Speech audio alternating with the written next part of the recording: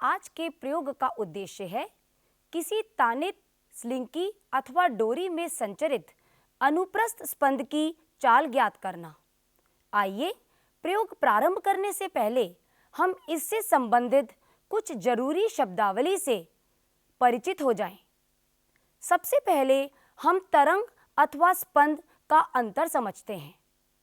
जब किसी माध्यम में विक्षोभ निरंतर संचरित होता है तो उस विक्षोभ को हम तरंग कहते हैं, किंतु कुछ विशेष स्थितियों में ये विक्षोभ एक लघु समय का ही रह पाता है। ऐसे लघु समय में रह पाने वाले विक्षोभ को हम स्पंद कहते हैं।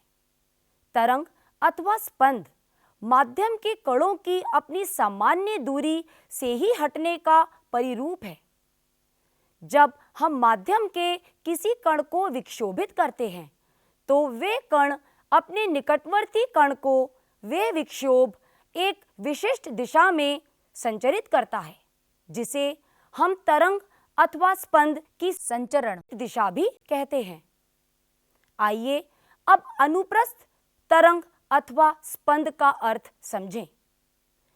जब किसी तरंग अथवा स्पंद की संचरण दिशा उस माध्यम के कणों की विक्षोभित होने की दिशा के लंबवत हो तो उस तरंग अथवा स्पंद को हम अनुप्रस्थ तरंग अथवा स्पंद कहते हैं।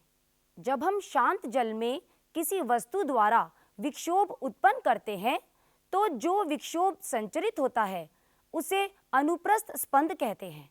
जो कुंडली अपनी सामान्य स्थिति से शिखर तक पहुंच रही है उसे हम श्रृंग अर्थात क्रेस्ट, और जो कुंडली अपनी सामान्य स्थिति से घाटी तक पहुंच रही है उसे गर्त कहते हैं अर्थात ट्रफ।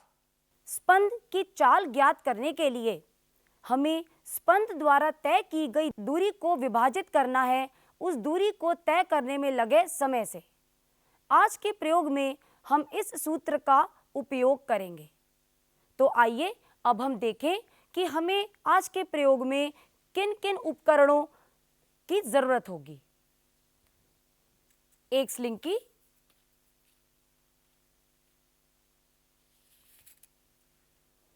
एक विराम घड़ी, यहां आप देख सकते हैं कि ये निशान आपको मिनट बताता है और ये निशान आपको सेकंड बताता है, और ये तीसरे नंबर पर आपको 1/100 सेकंड पता चलते हैं। अर्थात इस विराम घड़ी का अल्पतमांक 1/100 सेकंड यानी कि 0.01 सेकंड है।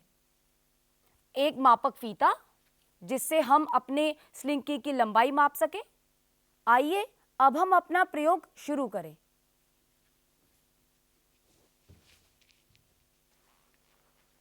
आज के प्रयोग को करने में मेरे दो साथी जॉय और संजय मेरी सहायता करेंगे। एक सिरे को मैंने संजय और दूसरे सिरे को जॉय को दिया है। अब आइए हम देखें कि इस स्लिंकी में किस प्रकार अनुप्रस्थ स्पंद को उत्पन्न किया जा सकता है। यहाँ हम याद रखें कि हमें ज्यादा तनाव नहीं देना, अन्यथा स्पंद की चाल अधिक हो जाएगी जिससे हमें चाल का प्रेक्षण करने में कठिन होगा। आपको यहाँ याद रखना है कि स्पंद आप तभी उत्पन्न करें जब आपकी स्लिंकी विराम अवस्था में हो। आप इस तरह बीच में हाथ रख के भी अपनी स्लिंकी को विराम अवस्था में ला सकते हैं। स्लिंकी में कोई गांठ या कोई उलझन नहीं होनी चाहिए, अन्यथा वे स्पंद के गमन में त्रुटि लाएगी। यहाँ पे ये भी याद रखना है कि आपकी स्लिंकी किसी पृष्ठ को ना छुए, अन्यथा स्पंद की ऊर्जा अवशोषित हो जाएगी।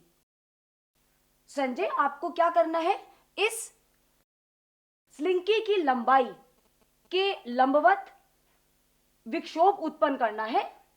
या तो आप इसको दाएं बाएं कर सकते हैं या इसको ऊपर नीचे दे सकते हैं। तो आप इसको संजय ऊपर नीचे झटका देंगे जिससे इसमें स्पंद उत्पन्न होगा। आप करिए, एक बार जोर से झटका दीजिए। ये देखिए यहाँ पे स्पंद उत्पन्न हुआ है जो एक सिरे से दूसरे सिरे पर जाता है और दूसरे सिरे से परावर्तित होकर पुनः अपने पहले सिरे पर आता है और फिर से परावर्तित होकर दूसरे सिरे पर जाता है। इस तरह से ये यहाँ पे 6 से 8 यात्रा पूरी कर सकता है।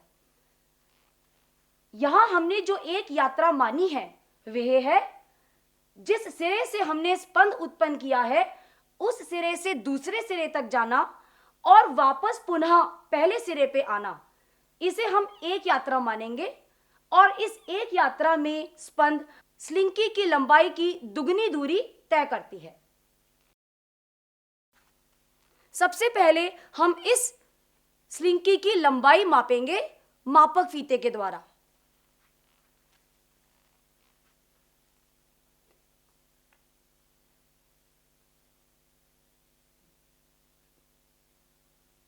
आपको इस मापक फीते को इस स्लिंकी के अवनमित पथ के अनुदिश रखना है, अर्थात इस स्लिंकी के सैग्ड पाथ के अलोंग।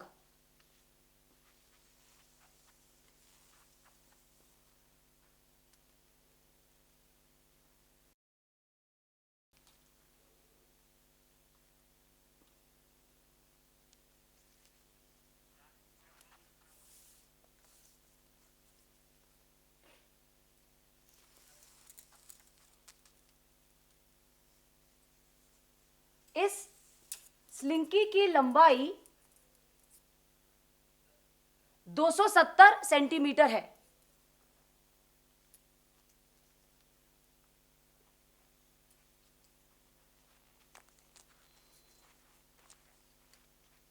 अब हम इसमें स्पंद उत्पन्न करते हैं और हम 5 यात्रा को पूरी करने का समय मापते हैं विराम घड़ी के द्वारा। और याद रखें कि जब आप स्पंद उत्पन्न करें उस समय आप विराम घड़ी को चालू करें और स्पंद जब अपनी 5 यात्रा पूरी कर ले तो आप इस विराम घड़ी को बंद कर दें। करें 3 4 5। यहां आप देखिए कि 5 यात्रा को पूरी करने में जो समय लगा है वह है 4.60 सेकेंड। अब हम इसी प्रेक्षण को स्लिंकी की लंबाई बदलकर दोहराएंगे। अब हम इस स्लिंकी की लंबाई मापते हैं।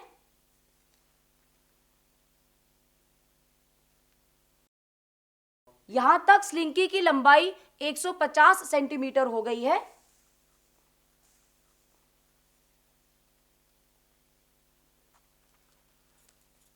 अब आप देखें कि कुल मिलाकर स्लिंकी की लंबाई 150 और 65 को जमा करके 215 सेंटीमीटर है। अब हम इस स्लिंकी में स्पंद उत्पन्न करेंगे और स्पंद द्वारा इस लंबाई की 5 यात्रा को पूरी करने का समय मापेंगे।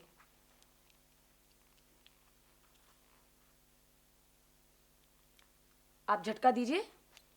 1 2 3 4 5। जो समय आया है वह है 5.31 सेकेंड। अब हम तीसरे प्रेक्षण के लिए फिर से स्लिंकी की लंबाई को बदल देते हैं। स्लिंकी की लंबाई 185 सेंटीमीटर है। शुरू करें। 2 3 4 5। देखिए कितना समय आया है, वह है 4.94 सेकेंड। अब हम इन सारे प्रेक्षणों को प्रेक्षण तालिका में नोट करते हैं। जॉय और संजय, आपका बहुत बहुत धन्यवाद इस प्रयोग में मेरी सहायता करने के लिए। हमने सभी प्रेक्षणों को प्रेक्षण तालिका में नोट कर लिया है। आइए इस प्रेक्षण तालिका को देखें। जब हमने स्लिंकी की लंबाई 270 सेंटीमीटर ली तो उसमें स्पंद की चाल 5.9 मीटर प्रति सेकंड आई। 215 सेंटीमीटर की लंबाई में स्पंद की चाल 4.1 मीटर प्रति सेकंड आई और जब हमने स्लिंकी की लंबाई 185 सेंटीमीटर ली तो उसमें स्पंद की चाल 3.7 मीटर प्रति सेकंड आई। इस प्रकार हम स्लिंकी की अलग अलग लंबाई लेकर स्लिंकी में संचरित स्पंद की चाल ज्ञात कर सकते हैं। आज के प्रयोग में हमने देखा कि तानित स्लिंकी की भिन्न भिन्न लंबाई के लिए स्पंद की चाल भिन्न है। ऐसा क्यों है? आप इसका कारण जानने का प्रयास करें। आइए अब हम दोहराएं कि हमने आज के प्रयोग से क्या सीखा।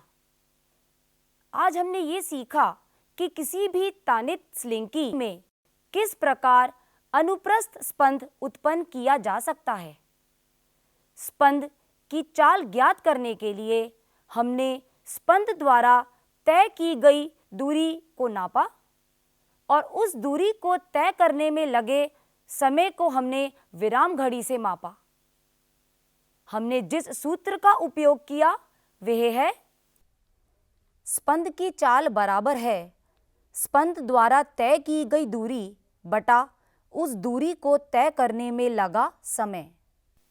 यहाँ आप ध्यान रखें कि हमने 5 से 6 यात्रा ली। आप स्पंद की चाल एक यात्रा से भी निकाल सकते हैं, परंतु उसमें बहुत त्रुटि होगी। आज के प्रयोग में हमने स्लिंकी का उपयोग किया। यदि आपको स्लिंकी ना उपलब्ध हो तो आप इस तरह की एक 4 से 5 मीटर सूती लंबी डोरी का भी उपयोग कर सकते हैं।